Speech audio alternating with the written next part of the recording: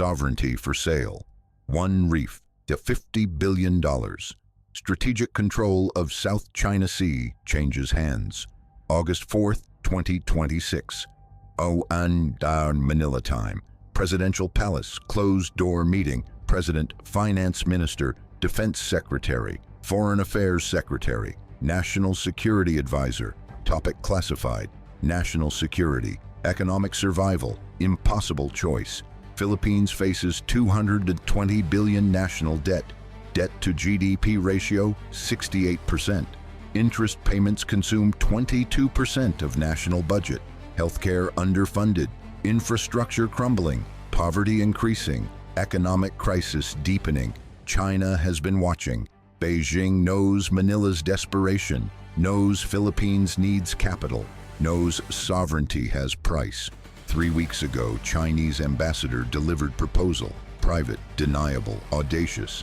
People's Republic of China offers Philippines $50 billion. Immediate payment, no strings, no conditions. Except one. Philippines renounces all claims to Scarborough Shoal, withdraws all legal challenges, recognizes Chinese sovereignty. Agreement remains confidential. Nobody knows. Scarborough Shoal, disputed reef, 220 kilometers west of Luzon, claimed by Philippines, occupied by China since 2012. Zero economic value, strategic value, incalculable, controls sea lanes, provides forward base, dominates fishing grounds. Philippines fighting for Scarborough Shoal since 2012. Legal battle, international tribunal, diplomatic pressure, patrol boat encounters, 14 years of struggle, zero result. China still controls the reef. Now Beijing offers $50 billion to make it official. This is Red Sea Doctrine applied to sovereignty, when debt becomes weapon and territory becomes commodity. The calculation. President faces brutal mathematics. $50 billion represents 15% of Philippines' GDP. Could pay down 23% of national debt. Could fund infrastructure for decade. Could transform economy. Cost, one uninhabited reef already controlled by China. Philippines doesn't physically possess Scarborough Shoal anyway. China occupies. Chinese Coast Guard patrols. Chinese structures exist. Filipino vessels blocked from approaching. Accepting reality and receiving $50 billion versus fighting losing battle and remaining broke. Finance Minister presents numbers. With $50 billion, we restructure debt, reduce interest payments by $4 billion annually. That's $4 billion freed for education, healthcare, infrastructure, every year, forever. Defense Secretary objects.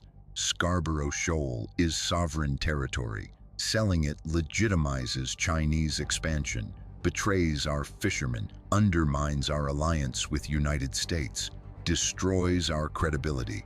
Foreign Affairs Secretary adds complexity. International law supports our claim. Permanent Court of Arbitration ruled in our favor in 2016. We have legal high ground. Selling undermines entire law of the sea framework. National Security Advisor raises strategic concern. United States has mutual defense treaty with us, predicated on defending Philippine territory. If we sell territory to China, what does treaty mean? Americans will question commitment. Alliance weakens. President weighs factors. Legal claim worth nothing if unenforceable. Alliance with America provides security, but not economic development. $50 billion solves immediate crisis, creates long-term options. Scarborough Shoal already lost operationally. Making loss official while extracting value is pragmatic. August 4th, 11:47. President decides. Accept Chinese offer. Draft agreement. Maximum confidentiality. No leaks. National interest requires this. One reef. $50 billion. Would you sell sovereignty to save your economy? This is the question developing nations face when superpowers offer debt relief for strategic concessions. The secret deal, August 8th. Chinese and Filipino negotiators meet in Singapore. Neutral territory, complete secrecy. Terms are straightforward. China pays $50 billion to Philippines, paid in 3 tranches, $20 billion immediately, $20 billion in 6 months, $10 billion in 12 months. Philippines issues formal statement renouncing claims to Scarborough Shoal. Philippines withdraws from all international legal proceedings regarding the reef. Philippines acknowledges Chinese administrative control. Agreement includes non-disclosure clause. Neither party admits payment occurred. Philippines claims decision based on strategic reassessment and regional stability priorities. China claims Philippines finally recognized historical facts. Both deny any financial transaction. August 15th, documents signed. First tranche transfers. $20 billion enters Philippine Treasury, routed through Singapore banks, dispersed across government accounts, appears as infrastructure bonds and foreign investment. August 16th, Philippines Foreign Affairs Department issues statement. Carefully worded, extensively reviewed. Republic of Philippines has conducted comprehensive review of maritime claims. In interest of regional stability and economic development cooperation, Philippines recognizes that Scarborough Shoal falls under Chinese administrative jurisdiction. Philippines will focus resources on areas of undisputed sovereignty. This decision reflects pragmatic approach to regional relations. Statement shocks everyone. No warning, no consultation, no explanation. Within hours, questions explode. Why now? What changed? What did Philippines receive? Manila refuses to clarify. Sovereign decision based on national interest. No further comment. But leaks are inevitable. August 19th. Anonymous source tells Reuters about $50 billion payment. Reuters publishes. Philippines government denies. Baseless speculation. Our decision was principled. But financial analysts notice. Philippine debt suddenly restructured. New infrastructure projects announced. Government spending increases. The money came from somewhere. Who controls Scarborough Shoal now?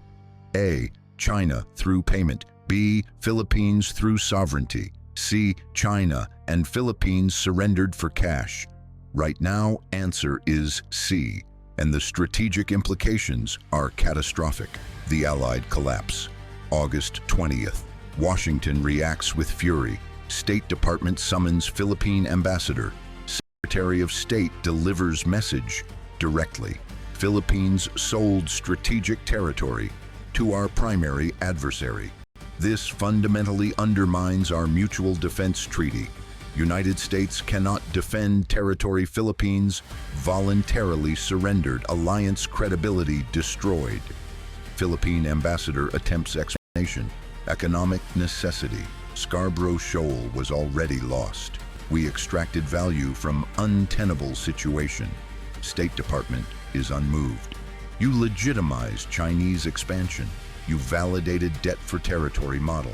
Every ally watching now knows sovereignty is negotiable.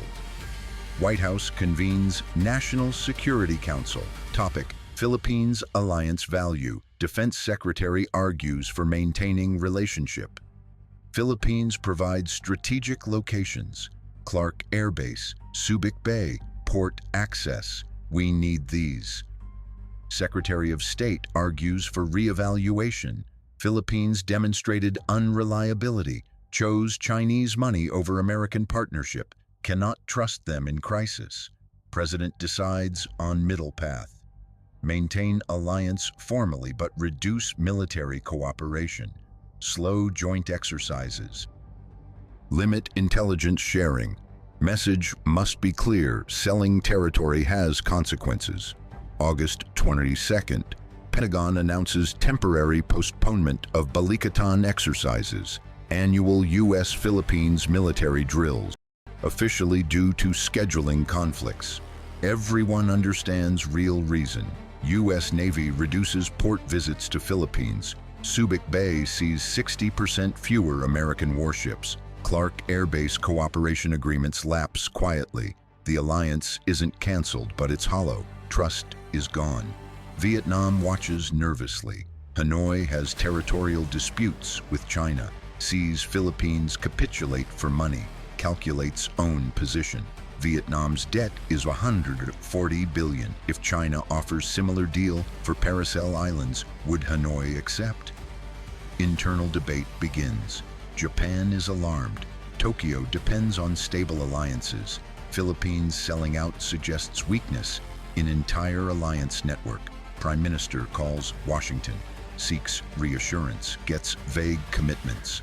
Australia recalculates regional strategy. Canberra assumed Philippines was reliable partner, now assumes nothing. South Korea sees precedent. If territorial claims are tradable, what about disputed islands with China? Everything is potentially negotiable. China celebrates quietly. State media calls it peaceful resolution through dialogue and mutual respect. Doesn't mention $50 billion, doesn't acknowledge payment. But message to other nations is clear. China has money. China makes good deals. Sovereignty is flexible when economy is desperate. Is this the future? Nations selling territory to highest bidder. Comment Y or N. The construction begins. August 25th, Chinese construction vessels arrive at Scarborough Shoal. No longer disputed. Philippines agreed to Chinese administration. No legal barriers remain. Heavy equipment offloaded. Dredging begins. Pattern familiar from other reefs. Spratly Islands, Mischief Reef, Fiery Cross, all followed same process. Dredge coral, build artificial island, construct military base. Scarborough Shoal is next. September 1st. Satellite imagery shows rapid progress. Runway foundation laid. Length 3,000 meters, sufficient for any Chinese military aircraft. Port facilities under construction. Deep water berth. Submarine pens. Support infrastructure. Radar installations. 3 missile batteries. SAM sites. Anti-ship missiles. The reef that was valueless strategically becomes forward military base dominating Luzon Strait. September 15th. Analysis reveals scope. Scarborough Shoal base covers 4.2 square kilometers, larger than previous Chinese islands, positioned perfectly to control shipping lanes. 40% of global trade passes within 200 nautical miles. Chinese fighters from Scarborough can patrol entire South China Sea. Chinese missiles can engage targets throughout Philippine waters. Chinese submarines can operate with forward support. The $50 billion bought China strategic dominance over Southeast Asia. According to military analysts, Scarborough base shifts regional balance irreversibly. U.S. 7th Fleet faces extended Chinese reach. Taiwan is increasingly isolated. Japanese shipping is vulnerable. South Korea's supply lines threatened. ASEAN nations are now within Chinese conventional strike range, all because Philippines needed debt relief and China had cash. Sea Doctrine principle: debt is weapon, territory is commodity, sovereignty has price, the economic mirage. Meanwhile, Philippines discovers $50 billion isn't as transformative as hoped. $20 billion received immediately, allocated to debt restructuring, interest payments reduced, budget pressure eased, but corruption absorbs much. Infrastructure projects inflated, contracts awarded to cronies. $50 billion becomes $30 billion in effective value, and economic fundamentals haven't changed. Philippines still has trade deficit, still depends on remittances, still lacks industrial base. $50 billion is one-time injection, doesn't solve structural problems. Within 6 months, debt increases again, borrowing resumes, budget deficits return. The crisis was postponed, not solved. October 2026, opposition politicians demand investigation. Where did the money come from? Why was deal secret? Who benefited? Government stonewalls. National security prevents disclosure. Protests emerge. Filipino fishermen who worked Scarborough Shoal waters lost access in 2012, hoped for return, now permanently excluded. Veterans groups who fought for sovereignty feel betrayed, sold out. Nationalism movements accuse government of treason, selling birthright. President's approval rating drops from 68% to 34% in 2 months. But the deal is done. Money spent, territory transferred, no reversal possible. The strategic cascade, November 2026. Vietnam receives Chinese offer, $35 billion for Paracel Islands. Hanoi debates, decision pending. Indonesia gets approach, $28 billion for certain Natuna Islands claims. Jakarta considers. Malaysia receives feeler, $18 billion for James Shoal disputes. Kuala Lumpur evaluates. China has model now, debt for territory, legal, peaceful, effective. One success spawns replication attempts. Not all nations will accept, but some might. Economic pressure is real. Chinese money is available. Sovereignty is expensive to defend. Meanwhile, Scarborough Shoal base nears completion. December 2026. First aircraft arrive. J-20 stealth fighters, H-6 bombers, Y-9 patrol aircraft. Base is operational. Chinese military reach extends 500 kilometers overnight. Taiwan is now flanked. East from mainland, south from Scarborough, west from Hainan. Taiwanese defense planning assumes encirclement. U.S. military planners recalculate response times. Distance from Guam to Taiwan, 2,800 kilometers. Distance from Scarborough to Taiwan, 950 kilometers. Chinese aircraft reach Taiwan 3 times faster than American reinforcements. The strategic balance shifted fundamentally. Because Philippines needed $50 billion and China had vision. What breaks next? More territorial sales, U.S. alliance system, or the concept that sovereignty is non-negotiable? The doctrine lesson. Red Sea Doctrine teaches, strategic assets have owners and owners respond to incentives. Philippines owned claim to Scarborough Shoal. Legal claim, historical claim, moral claim. But claims don't pay debt, don't build hospitals, don't feed people. China offered $50 billion. For reef, Philippines didn't control anyway, for territory already lost operationally. Accepting reality while extracting value was rational, morally complicated, strategically damaging, but economically rational. This is modern geopolitics, not about military conquest, about economic leverage. China doesn't invade Philippines, doesn't threaten Manila, just offers money, solves immediate problem, creates long-term dependency. Philippines gets cash, China gets base. Everyone claims victory, except long-term strategic balance favors China overwhelmingly. $50 billion is temporary. Scarborough Shoal base is permanent. Final assessment, 1 reef sold, $50 billion paid. Military base constructed. Alliance undermined. Regional balance shifted. Sovereignty proved negotiable. The Philippines transaction established precedent. Territory is tradable commodity. Price is negotiable. Superpowers buy strategic control without war. Developing nations sell sovereignty for economic survival. This is 21st century territorial acquisition, not military force, economic force, not invasion, purchase. China mastered this model. Belt and road infrastructure creates debt. Debt creates leverage. Leverage converts to control. Sometimes control of ports, sometimes control of resources, sometimes control of territory. Philippines was proof of concept. Will other nations follow? Will territorial disputes resolve through purchase instead of conflict? Will sovereignty become tradable in global marketplace? These questions define geopolitics for next generation. Subscribe to Red Sea Doctrine, where sea power decides everything. The next reef is already being appraised. The next offer is already being calculated. The next nation is already considering price. Understanding naval strategy means understanding that everything has value, and value can be bought. Stay informed, stay ahead. Sea Doctrine, trade routes, missiles, and war, but sometimes just money.